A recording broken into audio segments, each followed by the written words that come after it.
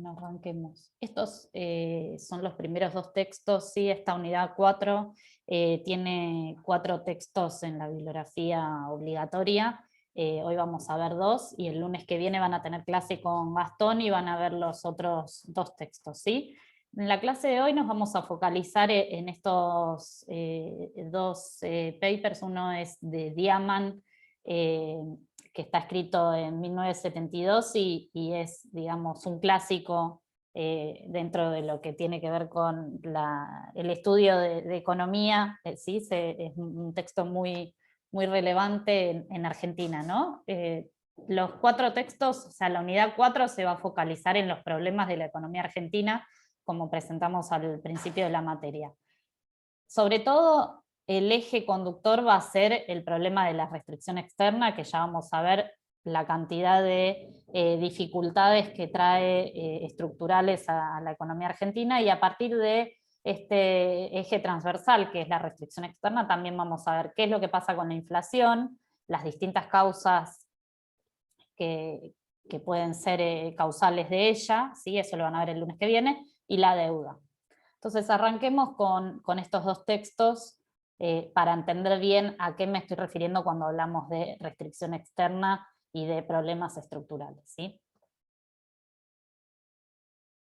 Bueno, primero una mínima presentación del autor de Diamant, ¿sí? En este texto que, si bien está escrito en el 72, cuando lo lean, o si alguno ya lo leyó, van a ver que es sumamente actual, ¿sí? El texto de Schwarzer y Tafonata también es muy actual, pero bueno, ya es escrito en 2010, ¿sí? En el año 2010.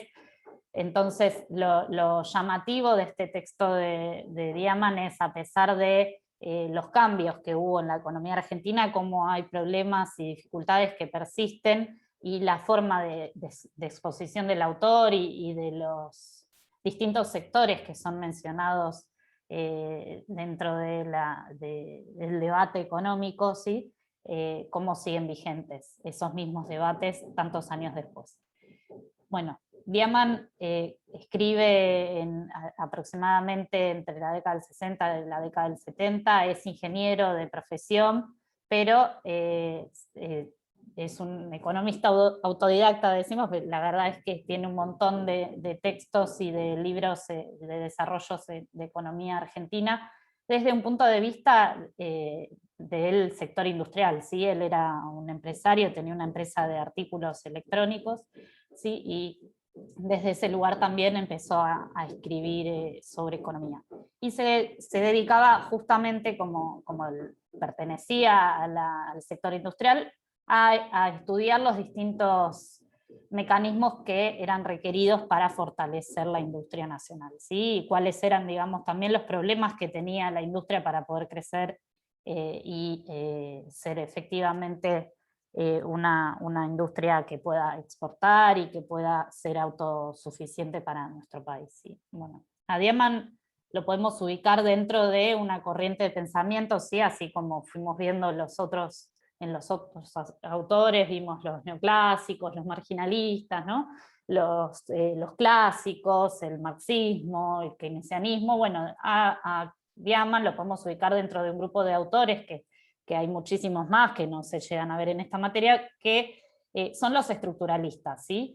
Son una corriente de pensamiento que surge en Latinoamérica a fines de la década del 50, y principalmente como referencia originaria de Prebisch en la CEPAL, ¿sí? ¿Qué son los estructuralistas? Y van a ser un grupo de economistas latinoamericanos que plantean que es necesario desarrollar teorías económicas propias para nuestros países, que nuestras estructuras productivas son distintas que la de los países industriales de Europa, Estados Unidos, y que en nuestras economías aplicamos política económica y aplicamos teorías que no aplican a nuestros propios países, ¿sí? Y eso va a estar muy presente en el texto de Diamant desde la primera hoja, ¿sí? Va a empezar a dar este tipo de discusión y crítica respecto del debate y la política económica en Argentina,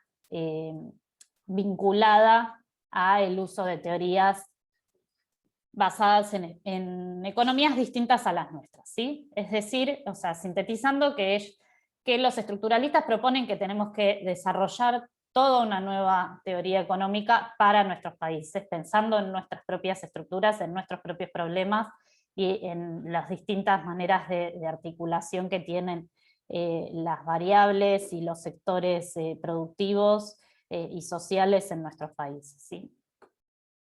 Bueno, arranquemos entonces con el núcleo del texto, ¿sí? Que se llama, como ya mencionamos, estructura productiva desequilibrada de Argentina y el tipo de cambio. Ya su propio título es autoconcluyente, ¿no? El autor va a plantear que Argentina tiene una estructura productiva que está desequilibrada, ¿sí?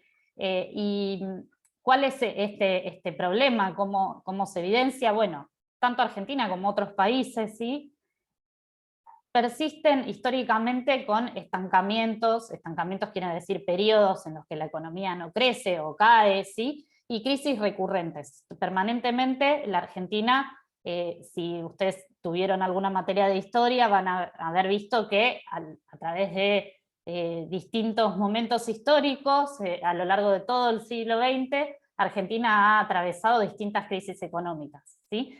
Y esas crisis económicas fueron recurrentes y no son todas distintas, sino que por el contrario, todas las crisis que hemos atravesado, inclusive hasta la que estamos atravesando ahora y las que atravesamos durante fines de la década del 90 y durante los últimos 20 años, también tienen ejes conductores que se asimilan a todas las crisis previas del siglo pasado. Entonces, veamos qué es lo que explica, cómo podemos caracterizar a estas crisis sin explicarlas con un desarrollo propiamente histórico, sino intentando describir qué es lo que está en común en todas ellas, ¿no? Y lo que va a decir Diamant es justamente esto que yo les explicaba antes, que tiene que ver con las políticas económicas aplicadas, ¿no? Entonces, ¿qué políticas económicas se aplicaban en Argentina? Y se aplicaban políticas económicas que estaban basadas, como les dije, en teorías desarrolladas para otros países. Otros países que, ¿qué tipo de estructuras productivas tenían? Y eran países industriales, países que exportan bienes finales, bienes manufacturados, mientras que Argentina se inserta en el mundo exportando, sí, bienes primarios. Bienes primarios son todos aquellos que no tienen, digamos, alguna modificación industrial, ¿sí? Entonces, bienes primarios en nuestro caso son agropecuarios, pero esto podríamos asimilarlo a otros países de Latinoamérica, Chile el cobre, ¿sí? Bolivia el gas, ¿sí? Venezuela el petróleo. Entonces, distintos países de Latinoamérica que tienen el mismo problema, que son países que son exportadores de bienes primarios, ¿sí? No exportan industria, y la industria que tienen y todo el proceso para fortalecer esa industria y desarrollarla, ¿sí? Es una industria que está orientada a abastecer el mercado interno, ¿sí? Y que tiene poco nivel de exportación, ¿sí? O que le cuesta más exportar, ¿sí? ¿Y por qué pasa esto? ¿Por qué le cuesta más exportar y por qué a la industria le cuesta más crecer y afianzarse en países como el nuestro? Y eso es lo que Diamant define como, bueno, tenemos una estructura productiva desequilibrada. ¿Qué implica tener una estructura productiva desequilibrada? Y que tenemos dos sectores, ¿sí? Estos dos sectores de los que venimos hablando, por un lado el primario y por el otro el industrial, con precios distintos. Precios distintos, ¿a qué nos referimos? Precios distintos respecto de los niveles de precios internacionales, ¿sí? Nuestro sector primario, por ejemplo, agropecuario, es muy competitivo respecto de los precios internacionales, ¿sí? Si nos quisiéramos ubicar como en la unidad 1 y lo analizáramos al sector agropecuario argentino respecto del mundo con la teoría de la renta diferencial de Ricardo, seríamos la primer parcela, ¿sí? La más fértil. Entonces, la cantidad de trabajo que requiere producir en nuestra tierra, en nuestro país, es mucho más baja que la que se requiere para producir en otros países del mundo. Entonces eso nos coloca en una posición muy competitiva respecto del resto del mundo, al mismo tiempo que provoca que exista una renta también extraordinaria de Argentina respecto de los otros países. ¿Qué pasa en cambio con el sector industrial? Y el sector industrial tiene costos, ¿sí?, y precios de producción internos que son mayores a los costos de producción internacionales, ¿sí? Si quisiéramos pensar la configuración de países y de comercio internacional actual y pensáramos en, por ejemplo, el rol de China y todo el sudeste asiático con salarios muy bajos, podemos observar que, por ejemplo, si en lo que respecta al nivel salarial, ¿sí?, nosotros no tenemos los mismos niveles de costos de producción que tiene China, ¿sí? No, y no es que Diaman apunte a reducir los salarios, sino que es un ejemplo porque tampoco nosotros tenemos la cantidad de población que tiene China. Entonces, ¿cuál es el problema? Bueno, nuestros costos de producción totales, industriales, son mayores que los de las manufacturas internacionales, ¿sí? Y esto también está, digamos, alocado en en teorías de comercio internacional, que también se originan desde Ricardo, y que refieren a la teoría de las ventajas comparativas, y que tienen que cada país, ¿sí?, producir lo que es más eficiente, ¿sí? Entonces, de ese modo, Argentina históricamente se ha ubicado, ¿sí?, como proveedor de alimentos, como proveedor de bienes primarios, ¿sí?, centralizada en la producción agropecuaria, y como comprador de manufacturas, ¿sí? Ahora, si pensamos en términos de valor agregado y de valor de esos bienes, hemos visto, ¿sí?, en esta unidad vamos a retomar todos los conceptos de la materia, como verán, Ricardo está presente, y también esta idea del valor trabajo, ¿sí? Entonces, el valor trabajo y el valor agregado, ¿sí?, que también definimos en la clase pasada respecto a las mediciones del PBI, ¿sí?, el valor agregado va a ser menor en las exportaciones primarias que si exportáramos bienes industriales, ¿sí? Entonces, de este modo nosotros estamos vendiendo productos que tienen menos valor agregado, que tienen menos trabajo incorporado, y estamos comprando trabajo de otros países del mundo. Por lo tanto, en términos relativos, los bienes que nosotros compramos siempre van a ser más caros porque van a tener más valor agregado que lo que nosotros estemos vendiendo, ¿sí? Bueno, ¿y cuál es el problema históricamente? ¿Cómo se evidencia, ¿sí?, en la práctica este problema de estos sectores desequilibrados que marca Diaman? Se va a evidenciar a través de el límite que nos representa para nuestro crecimiento la restricción externa. Cuando hablamos de restricción externa, ¿sí?, del sector externo, nos estamos refiriendo a lo que vimos hace un par de clases como la balanza de pagos, ¿sí?, y cuando vimos la clase de tipo de cambio. ¿Qué habíamos dicho? Sí, que teníamos un mercado de cambios donde tenemos oferentes y tenemos demandantes. Partes de esos oferentes eran los exportadores y partes de los demandantes eran los importadores, ¿sí? Después también teníamos la deuda como una parte de la oferta, el pago de la deuda y sus intereses como una parte de la demanda, y dijimos que cuando la oferta no alcanzara a cubrir esa demanda, íbamos a definir esto como un problema de balanza de pagos, ¿sí? Una crisis de balanza de pagos lo hemos llamado, restricción externa lo estamos llamando en esta unidad, ¿sí? Y tiene que ver con esto, con que no son suficientes las divisas para abastecer esa demanda. ¿Y cómo se sucede, ¿sí?, cíclicamente estas crisis? Que probablemente lo hayan visto en algunos autores cuando tuvieron la materia que tengan de historia, así como las crisis de stop and go, ¿sí? ¿Escucharon hablar alguna vez de las crisis de stop and go? Sacando al historiador eh, el resto. Sí, sí, fue lo que aconteció en gran parte durante la segunda parte de la década del siglo XX en Argentina. Se crecía a tal punto que en algún momento había que parar.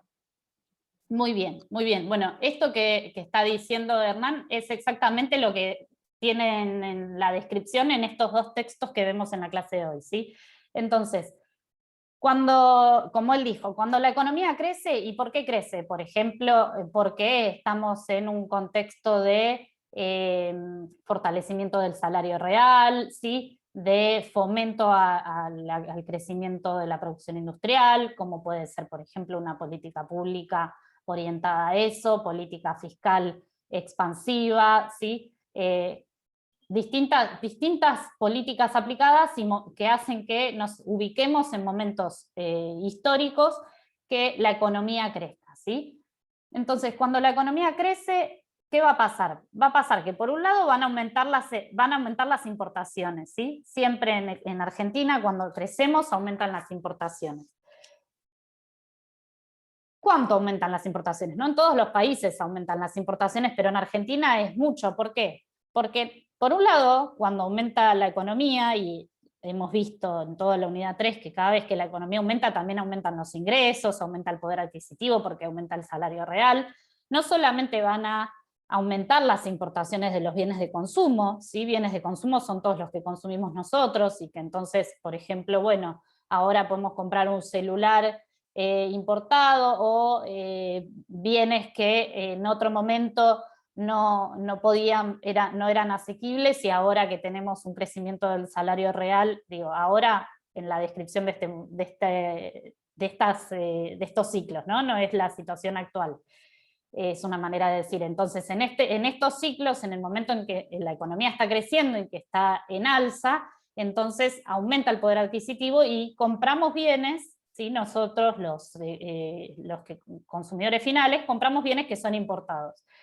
Ese es un canal por el cual aumentan las importaciones, pero el canal más importante y estructural, que es lo que nos diferencia de otros países también, es que la industria, nuestra propia industria, que está orientada sobre todo a abastecer a esta demanda creciente del mercado interno por el aumento del poder adquisitivo, para crecer, para poder producir más, va a demandar, ¿sí?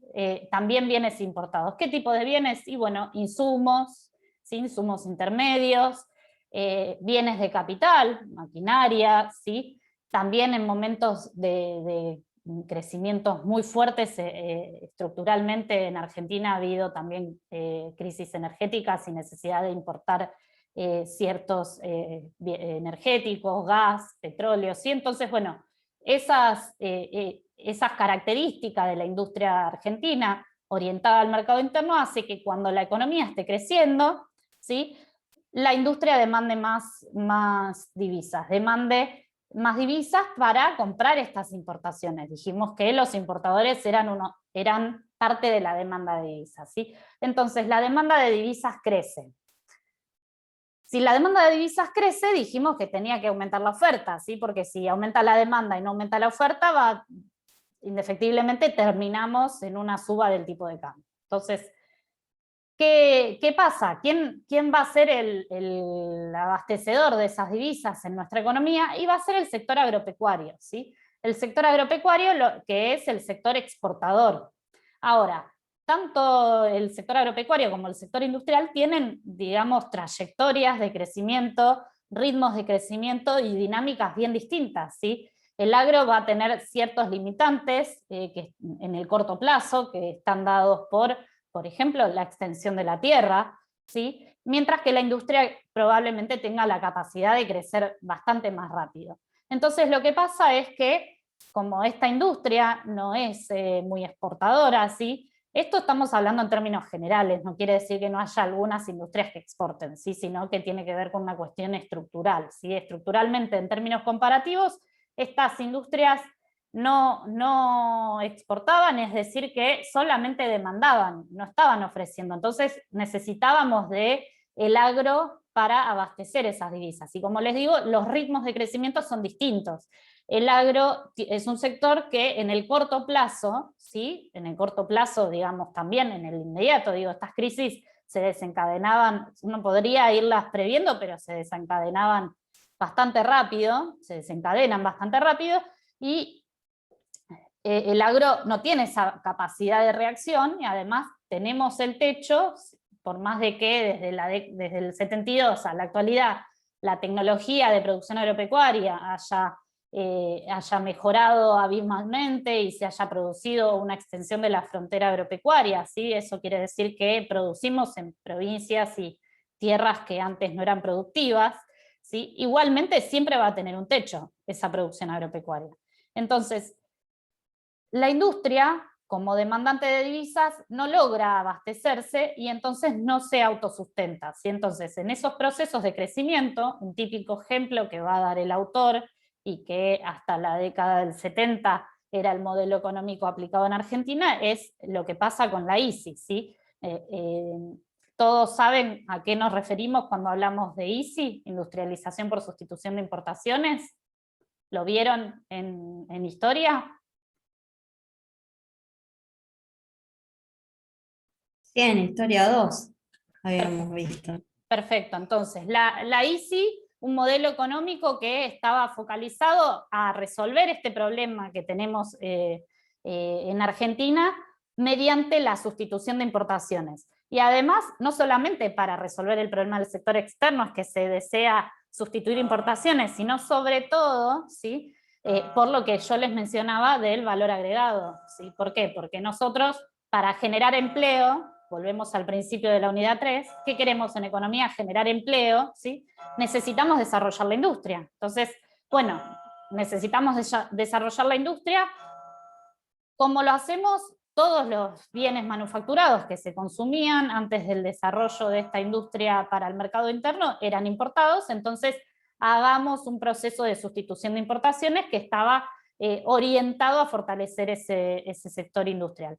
Al mismo tiempo, para desarrollar eso, ¿sí? Se aplicaban distintas medidas de políticas de comercio exterior, como digamos, aranceles, distintas prohibiciones a importar determinados bienes, ¿sí? Distintas herramientas para fortalecer la industria local y evitar que se importen ciertos productos. Ahora, esa industrialización por sustitución de importaciones no alcanzaba, digamos, a sustituir todo lo que se importaba, ¿sí? Como les dije, la industria también demanda bienes importados.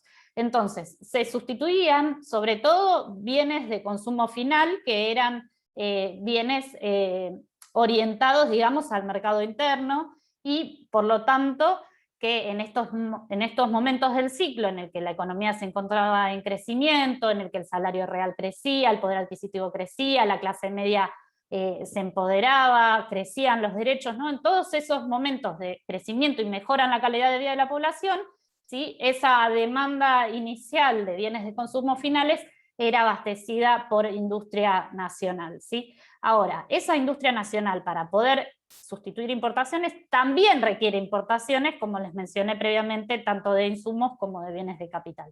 Entonces, originalmente, digamos, si lo vemos en términos temporales, al principio de los modelos de industrialización por sustitución de importaciones, esta sustitución alcanzaba, ¿sí? O sea, lo que nos ahorrábamos por sustituir algunas importaciones de bienes de consumo finales, ¿sí? Alcanzaba para compensar la parte de importación de bienes de capital y de insumos, ¿sí? Pero llegó un momento en el que esto se topaba con un techo, ¿sí? ¿Por qué? Porque esta sustitución de importaciones nos ahorraba divisas, pero no nos generaba que entren divisas nuevas. ¿Por qué? Porque no teníamos, digamos, no era un modelo de industrialización orientado a la exportación, ¿sí? Entonces, no generaba divisas propias. Entonces, si bien al principio del proceso ayuda a equilibrar la balanza, llega un momento donde eso se topa con un techo, y el techo va a estar dado, ¿sí? Vamos a ver que tanto Diamant como el texto de Schwarzer y Tajos-Nasdaq tienen en común, ¿sí? como eje, en los dos van a ver y van a leer que el techo al crecimiento de la economía argentina va a ser la oferta de divisas, ¿sí? Entonces, todos los momentos en las distintas crisis que pasó la economía argentina, vamos a encontrar como denominador común, ¿sí? Un problema de crisis de balanza de pagos, es decir que no nos alcanzan esas divisas para abastecer a esta economía. En este caso de la industrialización por sustitución de importaciones, esas divisas no nos alcanzan para pagar las importaciones, ¿sí? Es una crisis de cuenta corriente, ¿sí? Lo que vimos en la balanza de pagos, ¿sí? Balanza comercial, ¿sí? Entonces no podemos pagar las importaciones porque los dólares que nos entran de las Expo son insuficientes, ¿sí? Acá tenemos un poco esquematizado el proceso que les vengo describiendo, ¿sí? Como para que les sirva de guía para ir siguiendo los textos y entender cómo es este eslabonamiento, ¿sí? Volvemos siempre al ejemplo que dio el compañero de una cadena causal, ¿sí? Entonces acá pasa igual. ¿Qué pasa? Crece en estos ciclos que estoy describiendo, ¿sí? Crece la industria, estamos en el go de la etapa del stop and go, crece la industria, suben las importaciones porque suben las importaciones y eso aumenta la demanda de divisas, ¿sí? Suben las impo porque crece la industria y demanda bienes intermedios y bienes de capital, y además también la suba del poder adquisitivo aumenta la demanda de bienes importados. Y el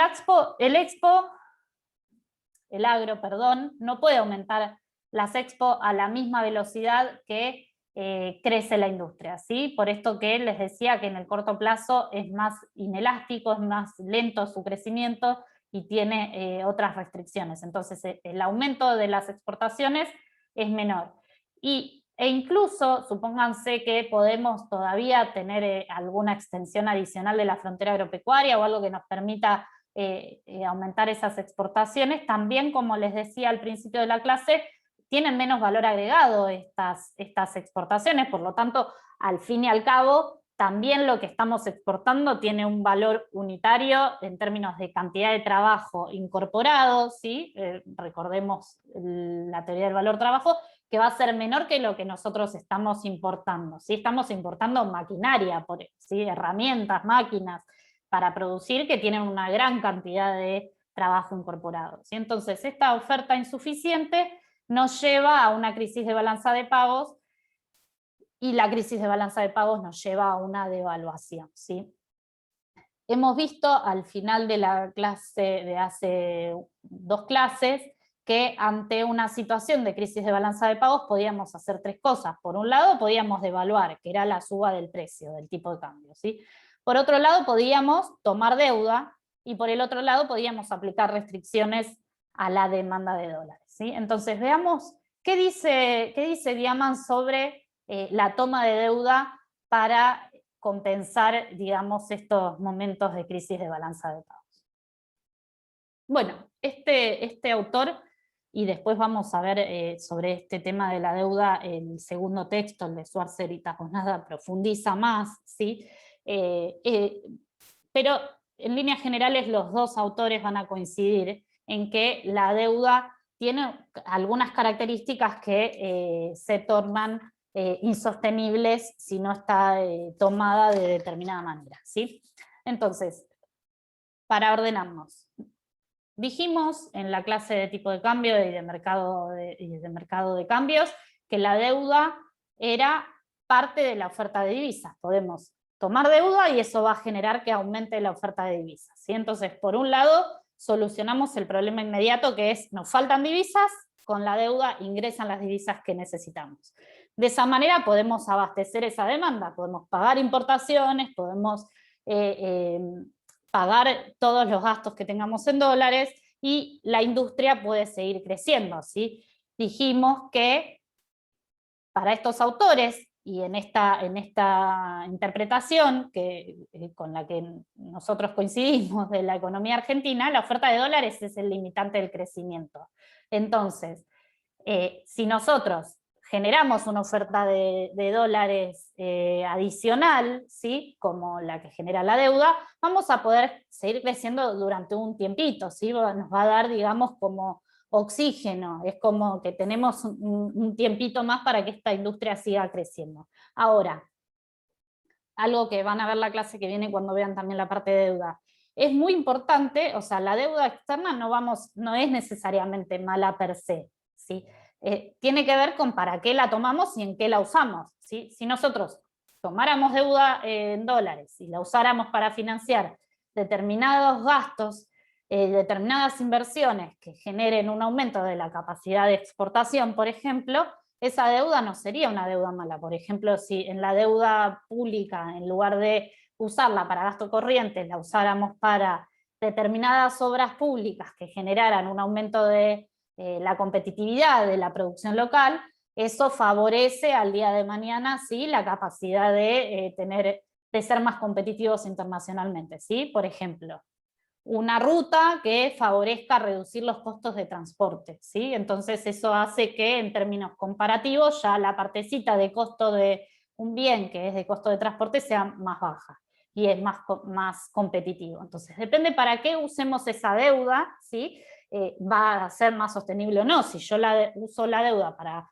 pagar sueldos o uso esas divisas para fuga de capitales, ¿sí? Entonces esa deuda en el mediano plazo no va a ser sostenible. Lo mismo va a decir Diamant, si la industria local tomara deuda, por ejemplo, ¿sí?, porque no solamente los estados toman deuda, sino que los privados también pueden tomar deuda y deuda en dólares, pero si esta deuda se utilizara para que se desarrolle cierto sector industrial que pueda exportar, ¿sí?, la deuda sería sostenible. Si en cambio no se usan esas divisas para eso, sino que se usan para pagar importaciones, ¿sí?, la deuda no va a ser sostenible. ¿Y por qué no va a ser sostenible? Porque nosotros estamos teniendo un problema de demanda de divisas, ¿sí?, para la industria, para la producción, ¿sí?, para la economía real. Ahora, si nosotros a esa demanda de divisas le sumamos la deuda externa, ¿qué es lo que vamos a tener? Vamos a tener en los periodos siguientes una demanda de divisas adicional para pagar esa deuda, ¿sí? Entonces ya no solamente voy a necesitar dólares para pagar la SIMPO, ¿sí? Por eso es lo importante de la clase que vimos, en la que esquematizamos cuál era la oferta y cuál era la demanda, ¿sí? Recordemos, dentro de la demanda no solo teníamos las importaciones, sino el pago de deuda. Entonces, nosotros, si tomamos deuda, en el periodo siguiente vamos a necesitar también, ¿sí?, un crecimiento, digamos, de esa demanda para pagar los intereses de esa deuda, ¿sí? Entonces, ¿qué pasa? Se torna como en una bola que va creciendo. ¿Por qué? Porque yo en el periodo siguiente tampoco tengo los dólares para pagar ni la SIMPO ni la deuda. Entonces necesito más deuda para poder hacer frente a esos vencimientos, ¿sí? Entonces, entró en un proceso en el cual esos acreedores externos pueden no prestarme más, y en el momento en el que decidan no prestarme más, ¿sí?, se va a producir la crisis que se hubiera producido antes si no hubiera tomado deuda, ¿sí? Entonces, para Diamant tampoco la deuda va a ser una solución, ¿sí? Ahora, veamos, y esto es sumamente importante para entenderlo, muchas veces es una pregunta de parcial, ¿sí? A ver, ¿por qué vimos en la clase de la unidad 3, cuando vimos sector externo, ¿sí?, cuáles eran los efectos de una devaluación sobre el precio de las Expo y el precio de las Simpo? Y dijimos que cuando había una devaluación, las Expo se favorecían porque se abarataban y las Simpo se perjudicaban porque aumentaba su precio, ¿sí? Y que eso entonces, en un contexto de crisis de balanza de pagos, generaba un equilibrio de la balanza comercial. Eso solo pasa, va a describir el autor, eso pasa en los países industriales, eso que describimos en esa clase, ¿sí? O sea, en los países industriales, cuando hay una devaluación, las Expo son más competitivas y las Simpo bajan, ¿sí? Las Simpo bajan porque son más caras y de esa manera se equilibra, ¿sí?, la balanza comercial, ¿sí? Entonces suben las Expo, bajan las Simpo y nos encontramos de nuevo en equilibrio. Lo que va a decir el autor es, en la economía argentina no pasa esto así. Finalmente, mediante la devaluación, se produce un ajuste y un equilibrio de la balanza comercial, pero el proceso va a ser bien distinto, y esto es muy importante tenerlo presente. ¿Por qué va a ser muy distinto? Porque en Argentina el equilibrio de la balanza comercial, cuando hay una devaluación, se va a generar por el efecto recesivo de la devaluación. ¿Qué quiero decir el efecto recesivo de la devaluación? Que cuando hay una devaluación, la economía argentina decrece, ¿sí? Cae el empleo, cae la producción, ¿sí? Eso es una recesión. Habíamos dicho que una recesión era cuando 2 o 3 trimestres consecutivos la economía, el PBI, los indicadores de producción caen, ¿sí? Bueno, eso no es solamente el indicador, sino que cae el empleo, caen todas las variables económicas, cae la demanda, cae el poder adquisitivo, ¿sí? Bueno, ¿por qué produce este efecto la devaluación en Argentina? Porque produce lo que vamos a denominar a partir de ahora la inflación cambiaria, o que en el texto de la clase que viene, que van a ver con Gastón, Rapoport lo denomina inflación estructural, ¿sí? Inflación cambiaria o inflación estructural, ¿a qué se refiere? Tiene que ver con que cuando hay una devaluación en Argentina los precios aumentan, ¿sí? ¿Por qué los precios aumentan? Y los precios van a aumentar por varios motivos, ¿sí? Inmediatamente, y lo más intuitivo, es que van a aumentar porque todos los bienes que consumimos importados tienen su precio en dólares, y si nosotros importamos una silla que sale 100 dólares, ¿sí? Y nosotros tenemos el tipo de cambio a 1, esa silla en pesos va a salir 100 pesos. En cambio, si de pronto el tipo de cambio está a 5, esa silla en pesos va a salir 500. Entonces, todos los bienes nosotros que consumimos, que son importados, que son de origen extranjero, ¿sí? Van a aumentar su precio. Pero por el otro lado dijimos que las importaciones no solamente van a ser por bienes finales, sino que la industria también va a requerir importaciones. Entonces, la industria local, ¿sí? Todos los bienes producidos de industria argentina también van a aumentar su precio. ¿Por qué? Porque tienen un componente importado, hay insumos que son importados, maquinarias que son importadas, ¿sí? Entonces, por efecto de los componentes importados y los insumos importados, los bienes producidos en Argentina también van a aumentar. Y finalmente, y el más importante, ¿sí? Y que ahora también está en boga con esto de la prohibición a la exportación de carne, tiene que ver con el precio de los alimentos. Y esta es una característica bien argentina, que por ejemplo en los otros países de Latinoamérica que mencionamos, como Chile, ¿sí?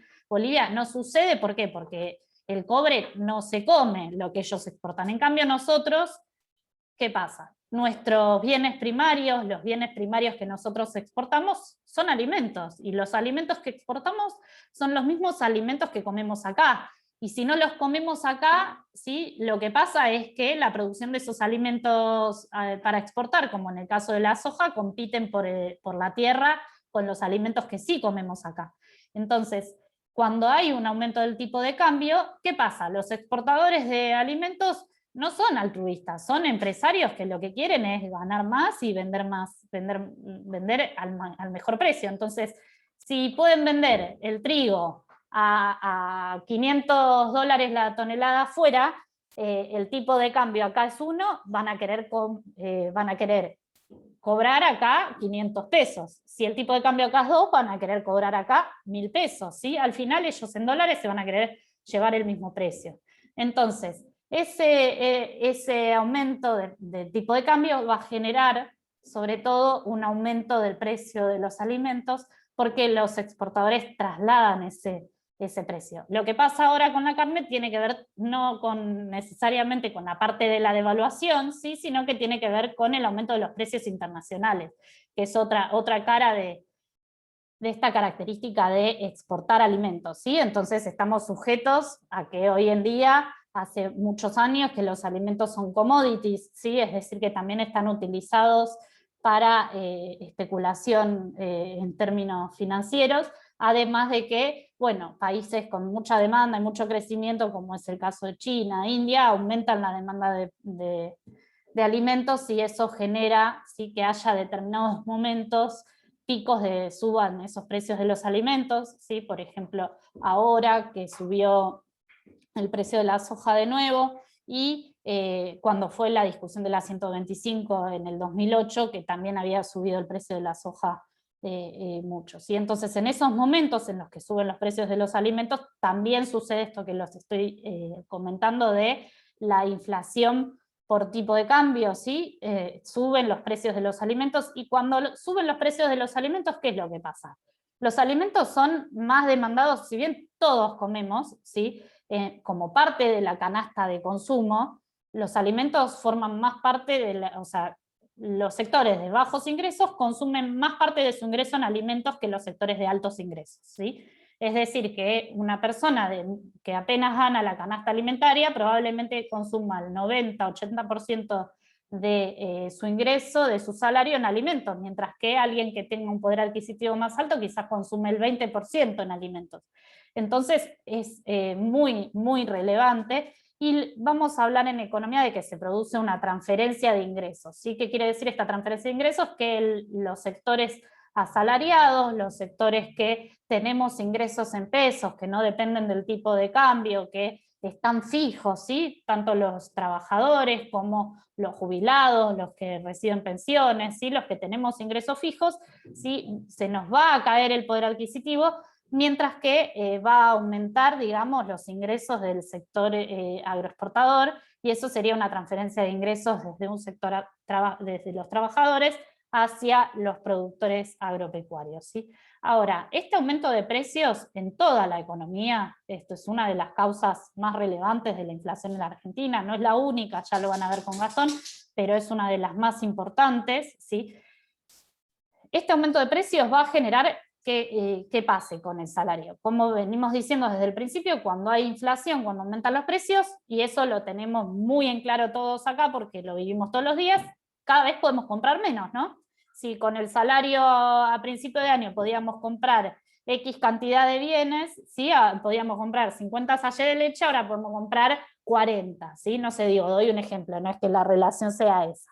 Entonces, esa caída del poder adquisitivo va a generar que podamos demandar menos, porque demandamos menos unidades, porque podemos comprar menos unidades, porque cayó nuestro salario real, ¿sí? Entonces, esa caída de la demanda, que hemos visto cuando vimos la teoría de la demanda efectiva con Keynes, ¿sí? La demanda es la que necesitamos para que esta economía crezca, para que esta economía se motorice, para que cree empleo nuevo, y la perspectiva de que va a haber demanda en el periodo siguiente es la que necesitamos para que los empresarios inviertan por sus expectativas, ¿sí? Bueno, esta caída del salario real y de la demanda va a generar, ¿sí? Una recesión. Esta recesión va a generar, ¿sí? La contracara, así como cuando describí el ciclo del alza, dije cuando aumenta el poder adquisitivo, sube la demanda y sube la demanda de importaciones. Cuando hay una recesión, ¿sí? Van a caer las demandas de esas importaciones, ¿sí? Entonces van a caer las demandas de esas importaciones, van a caer la demanda de industria local, por lo tanto la industria local también va a entrar en ese ciclo recesivo y va a demandar menos bienes intermedios, ¿sí? Y de esa manera vamos a alcanzar el equilibrio de balanza comercial. E incluso en el texto de Schwarzer y Tasbosnazda se menciona otro efecto que tiene que ver con este ajuste de balanza de pagos recesivo, que es sumamente duro, que tiene y está muy vigente ahora también con esto de la carne, lo van a entender bien, que tiene que ver con los saldos exportables. ¿Qué son los saldos exportables? Palabra que probablemente hayan escuchado también en la discusión en los medios últimamente. Tiene que ver con que el sector agropecuario, por ejemplo, pongamos como ejemplo el sector ganadero, tiene una producción, por ejemplo, de 100 cabezas y el consumo interno es 50, entonces dice, bueno, yo en teoría tendría que abastecer primero el sector interno y lo que me sobra, ¿sí? Lo exporto. Entonces, si estamos en un momento de crecimiento, probablemente la gente empiece a comer más carne, entonces en lugar de 50 vendo 60 cabezas internas, me sobran 40 para vender, ¿sí? ¿Qué es lo que pasa en este proceso recesivo que estoy describiendo de las crisis de balanzas de pagos? Esta recesión implica que la gente también consume menos carne, menos bienes, ¿sí? Menos alimentos directamente, y entonces eso genera un aumento de los saldos exportables, ¿sí? Si antes consumían 50 cabezas, ahora consumo 30, entonces puedo exportar 70, ¿sí? Entonces ese aumento de la capacidad de exportación lo definimos como aumento de los saldos exportables, ¿sí? Saldo porque es lo que me queda después del consumo local, ¿sí? Entonces el aumento de esos saldos exportables, sumado a la caída de las importaciones, va a ayudar y va a colaborar a que se produzca este ajuste de balanza de pagos. Fíjense que este ajuste de balanza de pagos no se va a estar produciendo porque las expo sean más competitivas, se va a estar produciendo por la recesión. Entonces en Argentina la devaluación, ¿sí? Provoca un aumento de precios, y ese aumento de precios provoca, mediante la caída del salario real, una recesión generalizada que va a permitir, digamos, estabilizar este mercado de dólares, ¿sí? O sea, la diferencia entre oferta y demanda. Y también le convendría al gobierno, porque, por ejemplo, al haber una devaluación y aumentan los precios, un ahorrista para cubrir su canasta básica debería de vender dólares al mercado para poder cubrirse, cosa que antes los demandaba. Sí, igual no mueven mucho los ahorristas pequeños, así. El que tenga que ir a vender $100 para poder comprar la comida es un ahorrista demasiado pequeño para moverte el amperímetro, ¿sí? Puede llegar a afectarte que en una crisis muy grande las empresas que estén dolarizadas para pagar sueldos tengan que vender dólares. Y ahí tienen un poquito más de impacto, pero los pequeños ahorristas en general no son los que te mueven tanto esa ecuación, ¿sí? Bueno, ¿qué soluciones propone Diamant? ¿Sí? Algunas, quizás esa es la parte del texto un poco más desactualizada, pero igual la conclusión final y la propuesta más importante sigue siendo vigente, ¿sí? Por un lado, hablar de la política agropecuaria, incentivos para extender la frontera de producción, eso, bueno, actualmente ya está, sí, hoy en día la frontera de producción está totalmente desarrollada y extendida hacia tierras que en la época que escribía Diamant no eran inimaginablemente productivas, ¿sí? Hay un montón de desarrollos tecnológicos, ese ya está. Después, diseño de política industrial sustitutiva, ahí él va a referirse a un criterio y a una planificación que vaya, digamos, acompañándose a lo largo de los distintos años y en el largo plazo, porque él observa y describe que a lo largo de los distintos gobiernos se eligen distintos sectores, y entonces, no sé, por ejemplo, voy a sustituir calzado, y después, 4 años después, viene otro y dice, no, pero el calzado no, te quito el arancel, te quito la protección, y en realidad en lugar de calzado vamos a producir muebles, ¿sí? O en lugar de muebles vamos a producir electrodomésticos, ¿sí? Entonces, ahí se refiere a una coherencia de largo plazo en la selección de los sectores, ¿sí?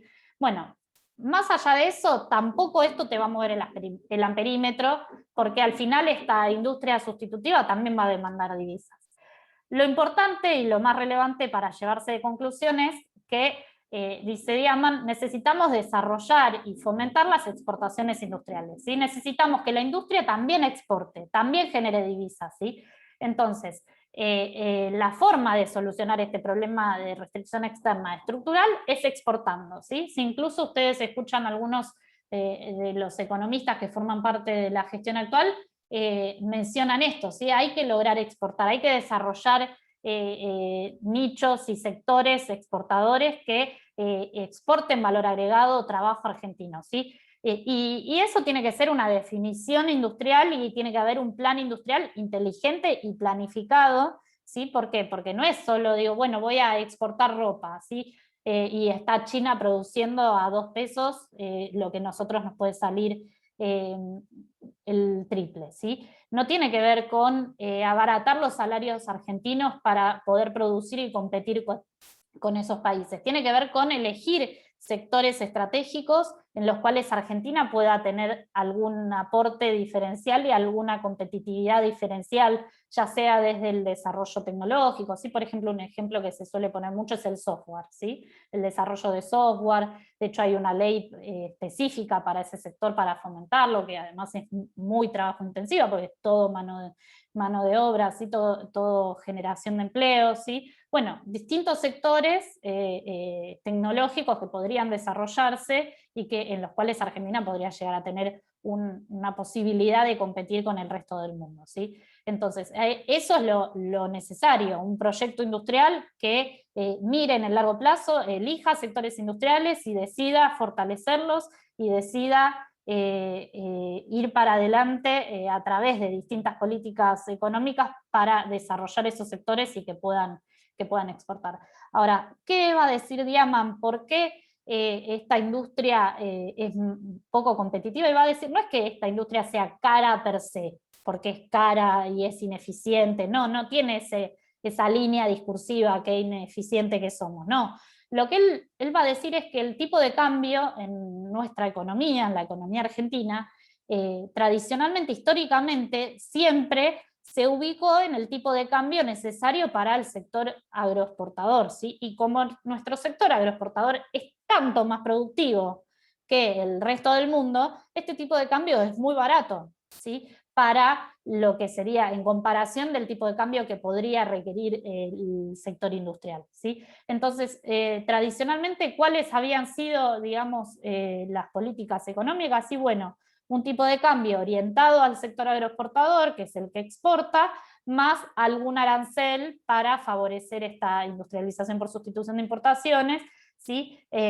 O algunas restricciones, algunas políticas de comercio exterior que implicaban cierta protección a la industria. Pero nunca se niveló el tipo de cambio para que esa industria sea, digamos, competitiva. Ahora, ¿por qué? Porque ese tipo de cambio tendría que ser un tipo de cambio muy alto, ¿sí? ¿Y cuál es el tipo de cambio? Entonces ahí empieza Diamant a desarrollar algunas discusiones más que se dan dentro de la economía que tienen que ver con cuál es el tipo de cambio apropiado para economías como las nuestras, ¿sí? Un tipo de cambio libre, un tipo de cambio que por medio del comercio internacional, ¿sí? Se equilibre, digamos, entre los precios locales y los precios externos, que es el tipo de cambio paridad de poder adquisitivo. Era un poco lo que pasaba cuando vimos la clase y hablamos del patrón oro, que pasaba entre los países que nivelaban los precios, ¿sí? Pero, ¿qué pasa? Para que estos tipos de cambios sean vigentes, esta discusión de cuál es el tipo de cambio, necesitamos 100% libre comercio, y Argentina no está, en general, siempre tenemos algún tipo de restricción. ¿Por qué? Porque tenemos siempre, digamos, alguna orientación a proteger a determinados sectores, ¿sí? Bueno, siempre sacando algunos periodos en los cuales no sucede así, pero bueno, hasta la época en la que escribe Diamant, sí, si no existía el libre comercio en Argentina con el resto del mundo, porque se protegían determinados sectores para favorecer esta industrialización por sustitución de importaciones, ¿sí? Entonces, ¿cuál es el tipo de cambio de equilibrio? Es una discusión, ¿sí? ¿Cuál es? ¿A qué sector se favorece? ¿Sí? ¿Cómo haces para tener un tipo de cambio competitivo sin que eso te genere una situación social terrible? ¿Sí? Porque el problema es que, como el problema de Argentina, es que exportamos lo mismo que comemos.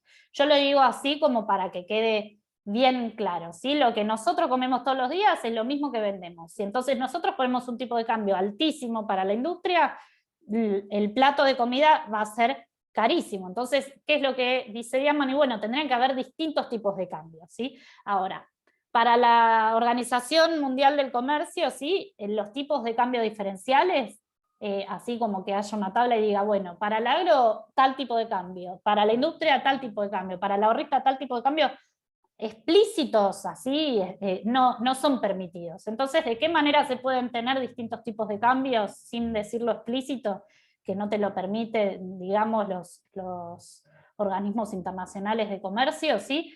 Que la posibilidad es a través de, por ejemplo, retenciones, o por ejemplo, en el caso actualmente de impuestos, ¿sí? Entonces, ¿qué pasa? Hoy tenemos un tipo de cambio de 100, ¿sí? Es el tipo de cambio oficial. Y después tenemos que si uno es ahorrista y quiere comprar los $200, no paga 100, paga 165. ¿Por qué? Porque tiene que pagar un impuesto. Bueno, eso oficia de alguna manera en una multiplicidad de tipos de cambios, ¿sí? En tener distintos tipos de cambios para los distintos sectores. Entonces, para los que quieren ahorrar, les cobra un tipo de cambio más caro. ¿Sí? Para los importadores, les cobra un tipo de cambio más barato. Para los exportadores, incluso menos de 100, porque le cobra una exportación sobre ese 100. Entonces, tienen un poquito más bajo el tipo de cambio, ¿sí? Y así, de esa manera, podríamos pensar en tipos de cambios múltiples. Bueno, con esto estamos hasta acá con el texto de Diamant, ¿sí? Y voy a ir un poco más rápido con el texto de Schwarzer y Tasbonazza, porque hay una parte que explica lo mismo que el texto de Diamant. Vamos a ir sobre todo a explicar el aporte distinto que tiene este texto respecto del anterior, ¿sí? Bueno, como mencioné al principio, al igual que Diaman, este texto va a tratar sobre la escasez de divisas y va a caracterizar, ¿sí?, esta frase que yo dije de que la oferta de divisas va a ser el techo para nuestro crecimiento. Esto va a estar presente tanto en el texto de Diaman como en el texto de Schwarzer y Tasbonaja, ¿sí? Y como en los textos que van a ver la clase siguiente también, el de Rapoport y el de Basualdo sobre deuda. Entonces, esta escasez de divisas, la diferencia en el texto de Schwarzer respecto del de Diaman es que va a hacer un recorrido histórico, ¿sí? Esa parte se las dejo para que la lean del texto, que es historia económica, va a explicar, ¿sí?, las distintas crisis de balanzas de pagos, las distintas crisis que hubo desde la década del 30, empieza en la década del 30 el texto, y llega hasta la crisis del 2001, ¿sí?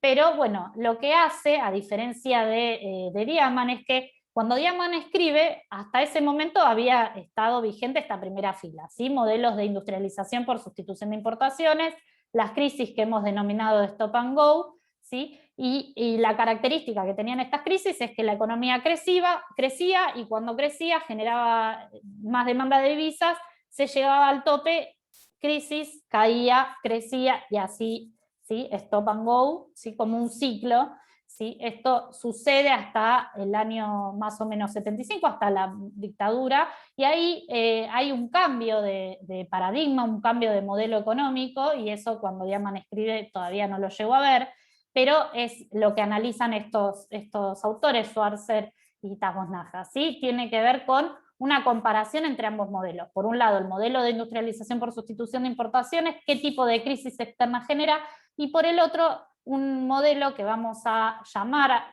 siguiendo la línea de los autores, como apertura con endeudamiento externo, ¿sí? Que va a ser el modelo que podemos ubicar históricamente en el modelo de la dictadura militar, ¿sí? Con el modelo de Martínez de Hoz, podemos ubicar también durante la década del 90, y extendiéndonos por fuera del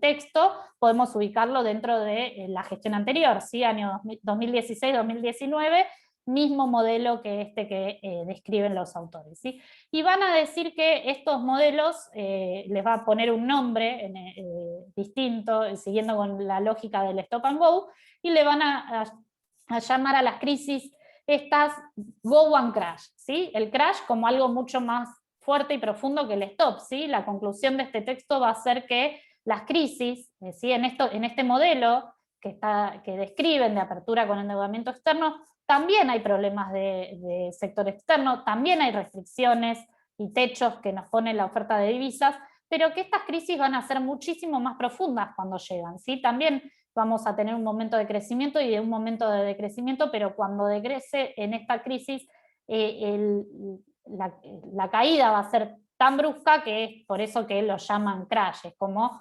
una ruptura mucho más grande, ¿sí? Y además de que las crisis van a ser más profundas, van a llevar muchos más años de recomposición, ¿sí? Lo que se pierde en esas crisis, lo que se pierde de industria, lo que se pierde de empleo, lo que se pierde de poder adquisitivo, lo que se pierde de Producto Bruto Interno, todo eso va a llevar más años de recuperar que en las crisis previas con el modelo de Easy y las crisis de Stop and Go, ¿sí? ¿Qué características tienen estos modelos? Y podemos ubicar sobre todo estas que mencionamos acá, que tienen que ver con la apreciación cambiaria, que la habíamos definido como cuando el tipo de cambio estaba barato, ¿sí? La bicicleta financiera, son modelos donde la valorización financiera tenía mucho protagonismo, ¿sí? Y la toma de deuda, ¿sí? Y esta apreciación, la valorización financiera, la toma de deuda, y agregaría yo también, que ahora lo vamos a ver, lo que tiene que ver con la apertura comercial, ¿sí? Totalmente el levantamiento de cualquier tipo de protección a las industrias locales, ¿sí? Y de cualquier tipo de regulación a la cuenta capital y financiera. Recordemos estas regulaciones que yo en algún momento les mencioné, que el Banco Central podía sacar sobre el sector externo, ¿no? cantidad de días que los capitales extranjeros pueden quedarse en nuestro país, ¿sí? Obligación de liquidación de divisas, distintos tipos de regulaciones que hacen a la apertura de la cuenta capital, ¿sí? Entonces generan una mayor vulnerabilidad, ¿sí? Ante shocks externos, ¿sí? ¿Qué quiere decir eso? Que no solamente tenemos los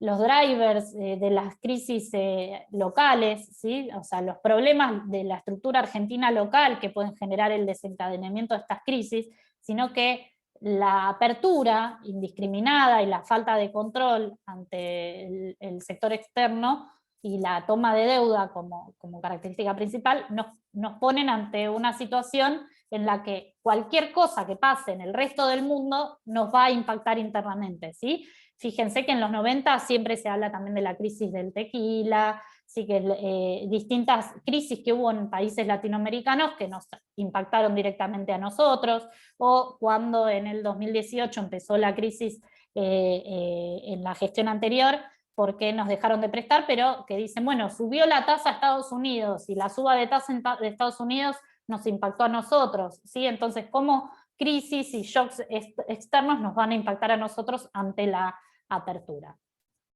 Esto es un poco la manera en la que describen los autores el stop and go, ¿sí? Es lo mismo que vimos con Diamant, la única diferencia, o sea, el proceso es exactamente el mismo, lo único que agregan estos autores, a diferencia de Diamant, es esto que yo les mencionaba de los saldos exportables, y que adicionalmente el tema de la política monetaria, ¿sí? Mencionan que en las crisis de stop and go, ¿sí? Que son las que se producen durante la ISI, ¿sí? Crecimiento, aumento del salario real, aumento de las IMPO, las Expo no aumentan, crisis, devaluación e inflación, ¿sí? ¿Qué pasa cuando hay inflación?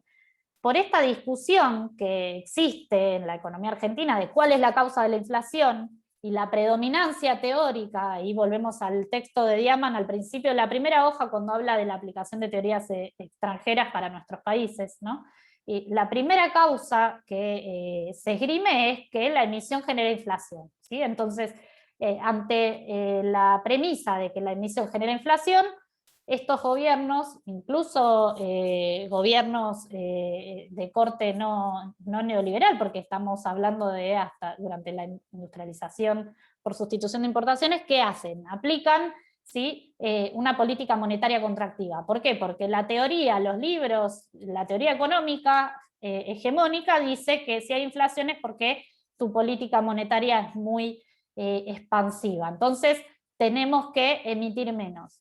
Política monetaria contractiva, sube la tasa de interés. Esa suba de la tasa de interés generada por la política monetaria contractiva, tomada como política inflacionaria, va a favorecer a la recesión. ¿Por qué?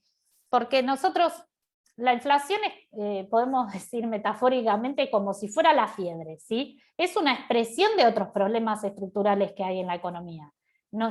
O sea, es un problema, pero el problema per se, para solucionarlo, son otros, ¿sí? En este caso, por ejemplo, si seguimos la línea de estos autores, tiene que ver con la restricción externa y con el impacto de los precios internacionales en la economía local. Entonces, es la expresión de otro problema. Si nosotros pensamos que la fiebre es porque tenemos una infección en la panza y nos dan un remedio para la garganta, y bueno, no nos va a ir muy bien. Bueno, lo que pasa acá es más o menos, y disculpen lo básico de la metáfora, ¿sí? Es lo mismo. Explicamos la causa de la inflación de manera errónea, ¿sí? ¿Cuál es la explicación errónea? La emisión genera inflación cuando estamos teniendo una inflación 100% cambiaria.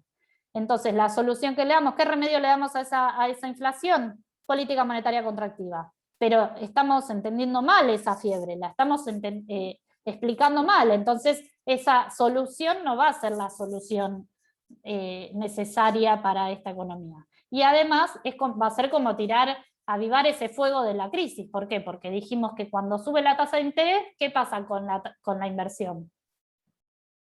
¿Por qué contribuye a la recesión la suba de la tasa de interés? A ver. Cae la inversión. cae la La inversión. inversión porque los capitales se vuelcan digamos, al trabajo con interés. Perfecto, entonces si cae la inversión, ¿sí? Entonces cae la producción, cae el empleo, ¿sí? Dijimos que la inversión era la que llevaba la batuta de la demanda agregada, entonces estamos con un problema de demanda agregada, tenemos recesión porque la parte de consumo está cayendo porque cae el salario real, y encima aumentamos la tasa de interés, entonces hace que caiga también la parte de la inversión, ¿sí? Recordemos esta formulita con la que empezamos la unidad 3, ¿sí? Que la demanda agregada, consumo más inversión. Entonces de esta manera acá están cayendo el consumo y está cayendo la inversión, sumado al aumento de los precios por la devaluación, esto nos va a llevar a este proceso recesivo, ¿sí? Entonces, También sí. encareces el acceso al crédito, porque si aumentas el interés me hace mucho más caro acceder a un crédito. Perfecto, sí, la tasa de interés va a operar por esos dos canales, ¿sí? Por el lado de que si yo ya soy capitalista y tengo la plata, puedo elegir entre ir a lo financiero o ir a invertir en la economía real, y si soy un capitalista que no tiene la plata y tiene que pedir un crédito, se le encarece y entonces no lo puede tomar, ¿sí? Bueno, acá, hasta acá es lo mismo que describe Diamant.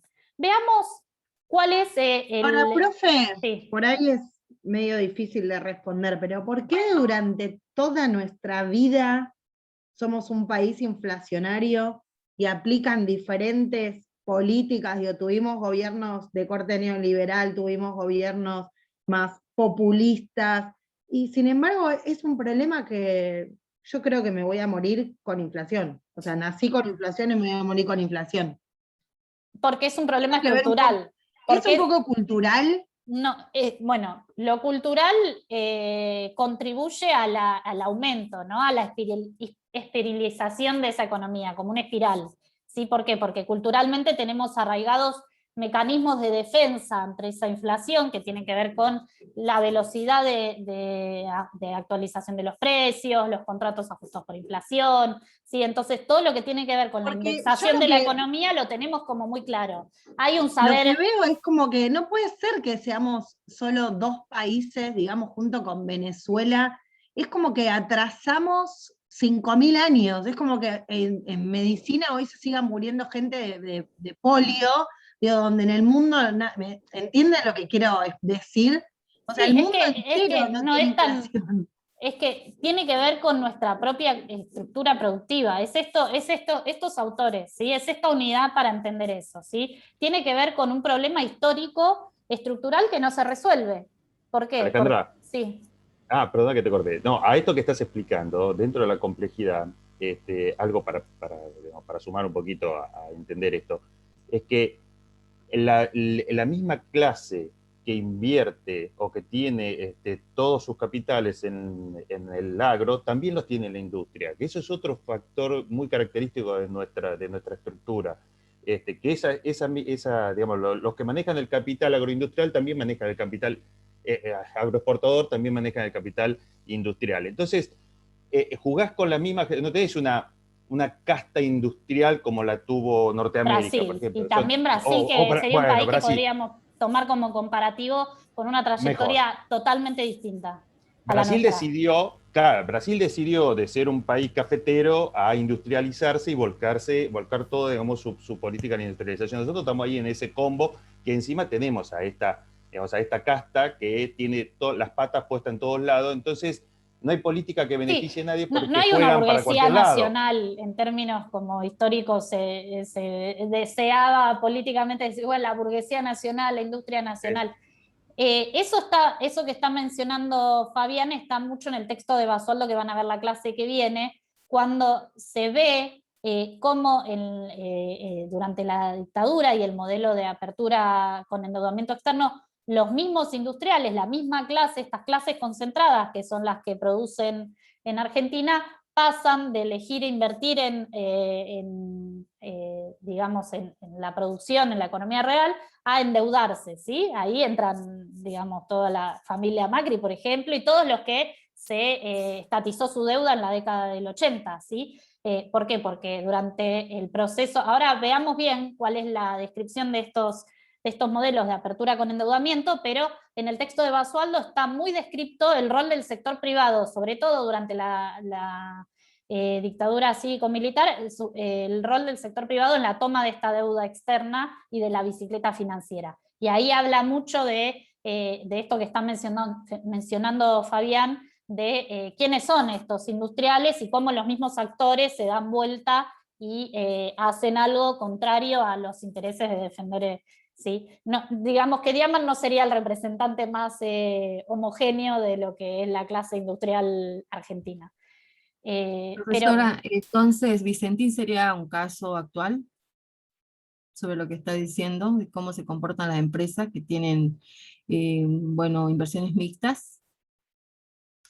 Sí, sí, podría ser un caso como el que está mencionando también Fabián, y en ese caso es un poco más puntual, yendo al detalle de una empresa que tuvo, digamos, una estrategia de fuga, de endeudamiento con sus propios proveedores y sus propios accionistas. Es como un poco más polémico, no sé, hasta penal me parece que está el tema, así que es un poco más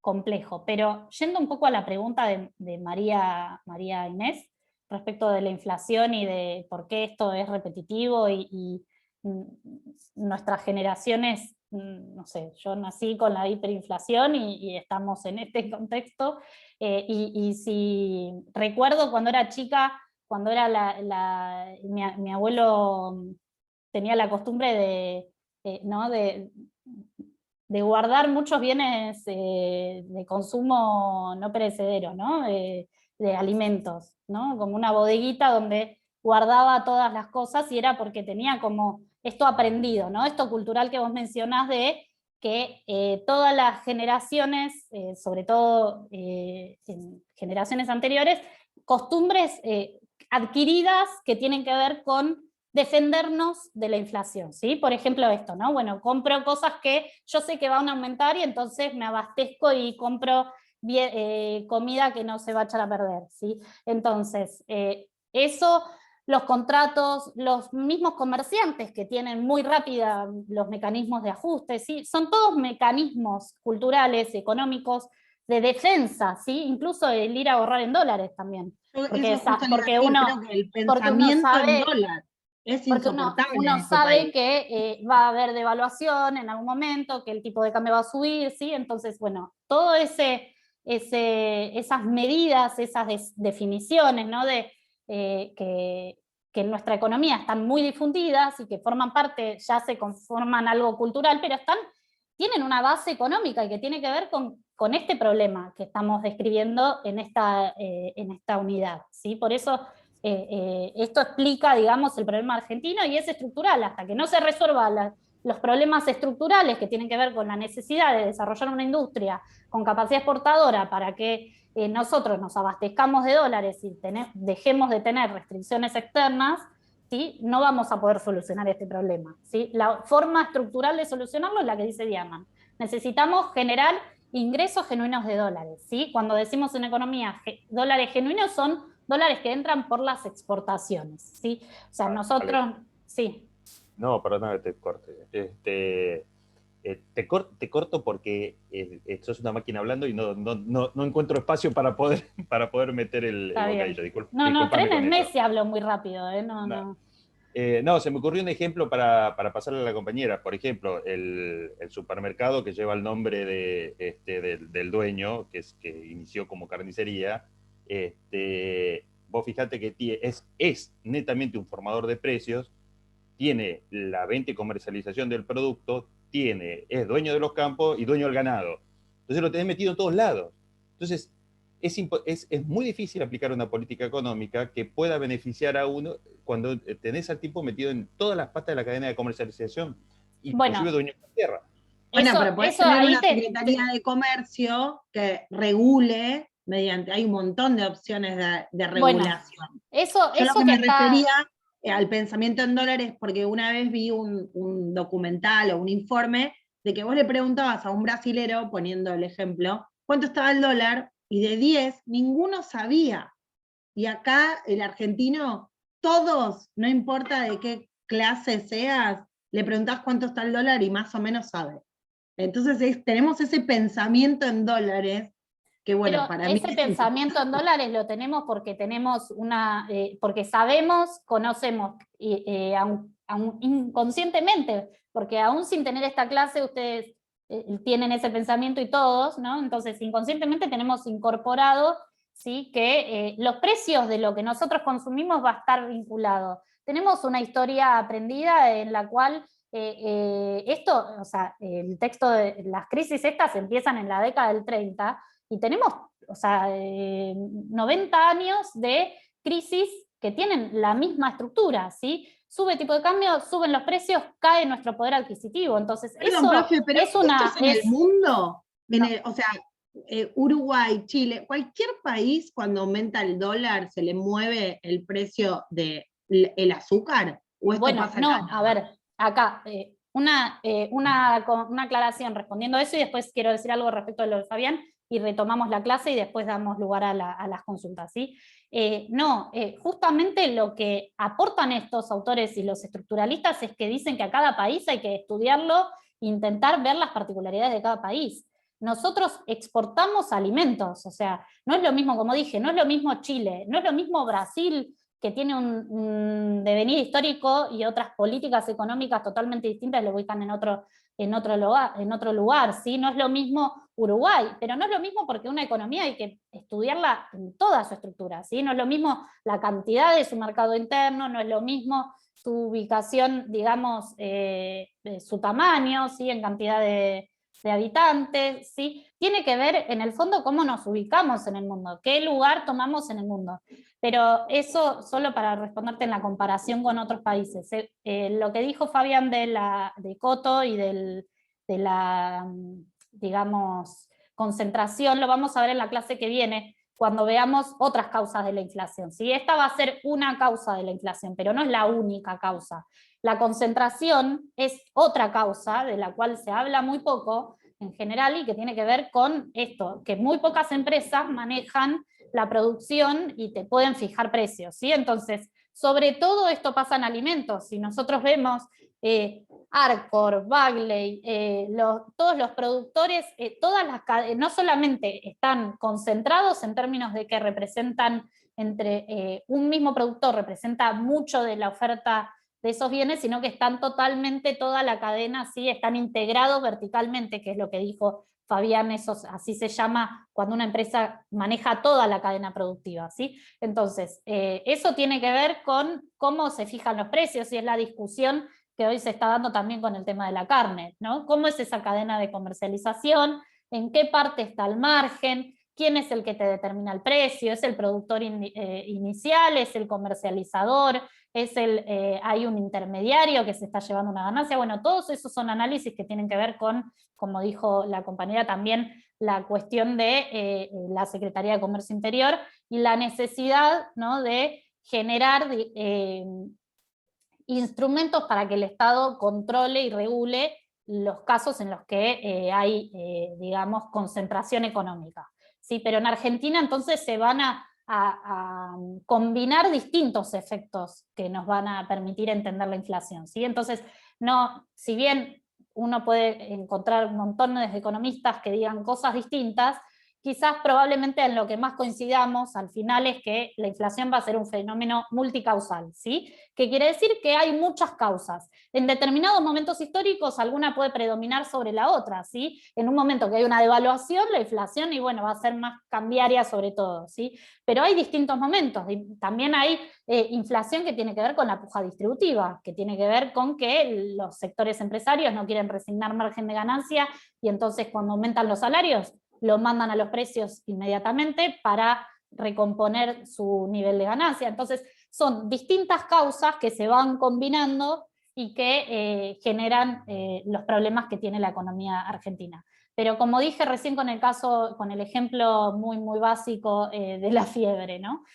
Para uno poder entender y solucionarlo realmente, tenemos que ponernos de acuerdo en cuál es esa causa, y entonces pensar qué remedio le damos a cada una de esas causas, ¿sí? Eso es lo que pasa históricamente, no nos ponemos de acuerdo, y entonces tenemos como idas y venidas y no llegamos a solucionar algo que, bueno, hace 90 años que nos viene caracterizando la vida económica en Argentina. Bueno, retomo el texto y después dejamos abierto para consultas, debate y todo lo que quieran, y los que se tengan que ir también pueden irse. Entonces, ¿cuáles son las características de esta economía abierta con endeudamiento externo, ¿sí? De estos procesos de valorización financiera? También hay algunos autores que lo llaman, ¿sí? Vamos a mencionar como características principales la apertura comercial. Apertura comercial quiere decir que liberamos todas las INPO y todas las EXPO. Si había algún tipo de medida proteccionista, la sacamos, ¿sí? Podemos comprar todo lo que querramos en el resto del mundo y vender todo lo que querramos en el resto del mundo. ¿Sí? Apertura a cuenta capital y financiera tiene que ver con estos controles que yo les mencionaba, ¿sí? Los ejemplos que les di.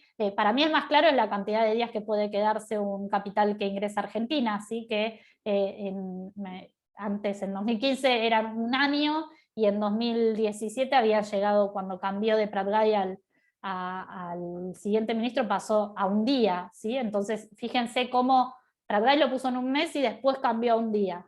Entonces, eso es apertura de la cuenta capital y financiera, que es cómo pueden entrar y salir los capitales extranjeros, ¿sí? Apreciación de tipo de cambio, y ahí yo les voy a agregar también, no solo la apreciación, sino un tipo de cambio fijo, ¿sí? Ya vimos lo que era el tipo de cambio fijo. Ahí hemos mencionado, cuando hablamos de tipo de cambio fijo, lo que era la tablita de Martínez de Oz y la convertibilidad. Y ahí fíjense que menciono esto del ancla inflacionaria, ¿sí?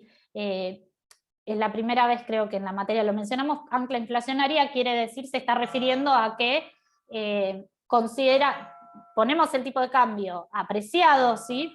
Haciendo una lectura que tiene que ver del tipo de cambio, de la inflación cambiaria, ¿no? Evaluamos que hay parte de la inflación que es cambiaria, entonces en lugar de solucionar el problema estructural, mantengo artificialmente el tipo de cambio barato. Entonces, cuando mantengo artificialmente el tipo de cambio barato, los precios no aumentan, ¿sí? Bueno, esa sería la apreciación del tipo de cambio como ancla inflacionaria. Y finalmente también la deuda externa va a ser una característica de estos procesos. Fíjense que todos los momentos históricos que yo les describí, tanto la dictadura como la década del 90, como la gestión del macrismo, tienen en común todas estas características que les menciono, y la deuda externa es uno de los que resalta, ¿sí?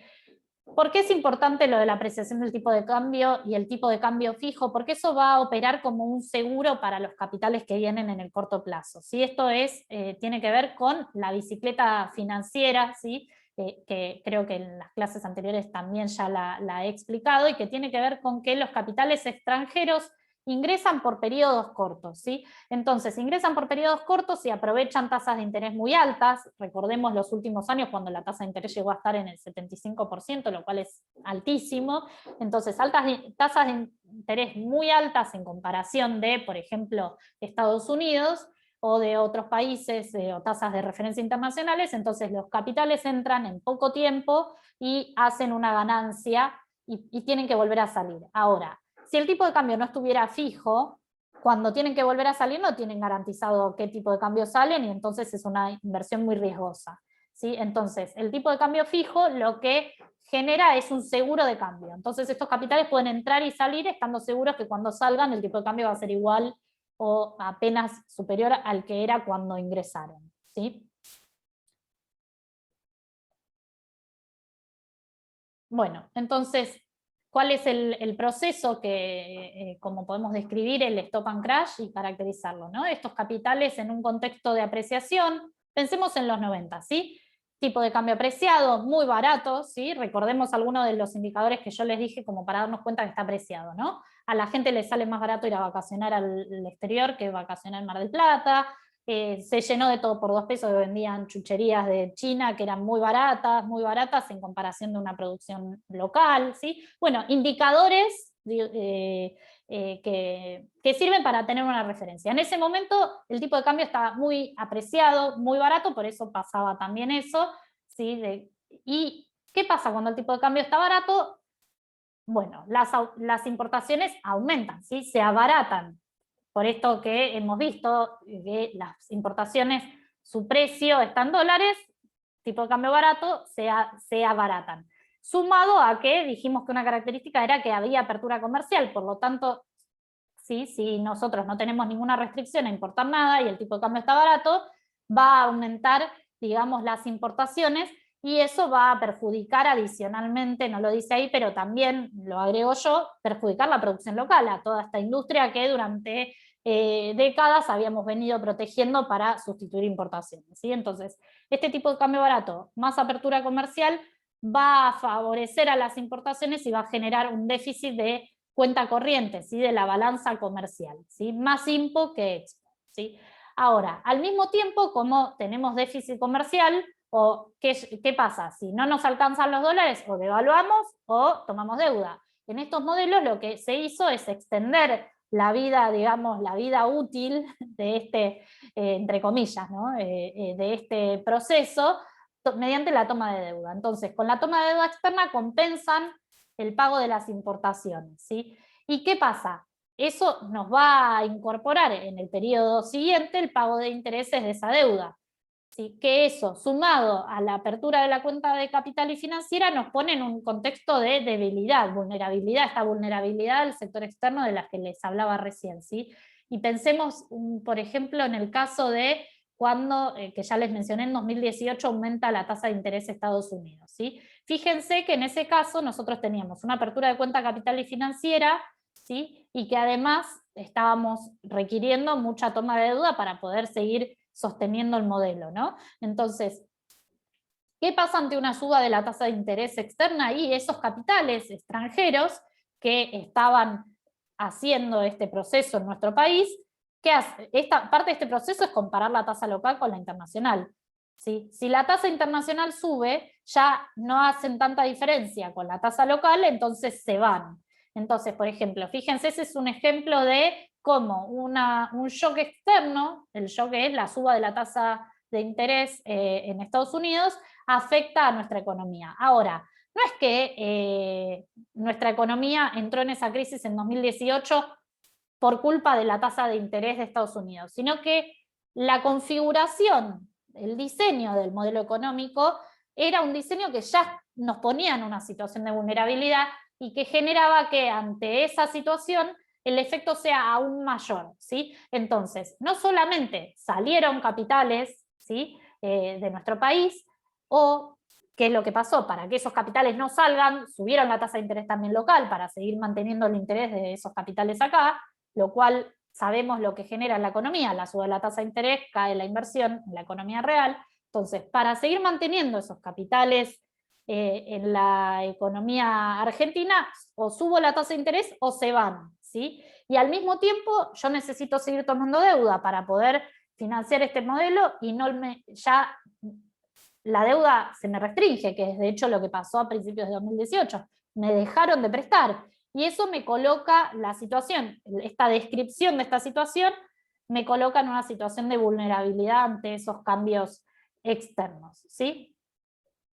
Entonces, acá, bueno, todo esto es lo que vine describiendo, ¿sí? Los capitales, la necesidad de subir la tasa de interés, la tasa de interés alta y la etapa recesiva, ¿sí? Entonces tenemos una etapa recesiva que en este caso se va a dar, ¿por qué? Por la suba de la tasa de interés y por la destrucción de la industria por la apertura comercial, ¿sí? Esto que yo les mencionaba, bueno, abrimos indiscriminadamente las IPO y toda la industria que veníamos protegiendo para producir el mercado interno cierra, ¿sí? Estas noticias que salían, bueno, cerró la fábrica de zapatillas, cerró la fábrica de heladeras, cerró todas las fábricas que fueron cerrando durante los últimos años, ¿sí? Explicado por la apertura comercial, ¿sí? Entonces todo eso impacta en el empleo, impacta en el nivel de ingresos y se genera esa etapa recesiva, ¿sí? ¿Qué pasa? Finalmente, en algún momento, esta apertura, esta desregulación total de la cuenta capital va a llevar, ¿sí? A que en algún momento estos capitales dudan, ¿sí? Porque, o sea, los capitales extranjeros, ¿sí? Hay personas detrás, estos, digamos, en general son capitales que están agrupados, ¿no? A través de determinados grupos de inversión que juntan la plata de distintos inversores, ¿sí? Y entonces, ¿no? Como el BlackRock o distintos grupos que vienen, invierten, pero ven qué es lo que está pasando, ¿no? Entonces, estos capitales extranjeros evalúan de pronto que este modelo no empieza a ser sostenible, ¿no? Entonces, esto que yo les mencionaba, de que la tasa de interés local tiene que aumentar, cada vez va a ser mayor. ¿Por qué? Porque ya cada vez les tengo que dar más tasa para que se queden. Si no, porque en cuanto más sea obvio que este sistema va a explotar y que esta crisis va a venir, esta percepción de que en algún momento va a haber una devaluación va a hacer que estos capitales se vayan más rápido, se vayan todos juntos. Y eso va a desencadenar más tarde o más temprano en las crisis que hemos visto, ¿sí? Las crisis del 2001, con sus particularidades, ¿sí? La crisis de deuda de la década del 80, la crisis que hubo en 2018-2019, ¿sí? Que se describe exactamente con lo que está incluido en esta filmina. Ahora, ¿qué es lo que van a decir estos autores? Van a decir que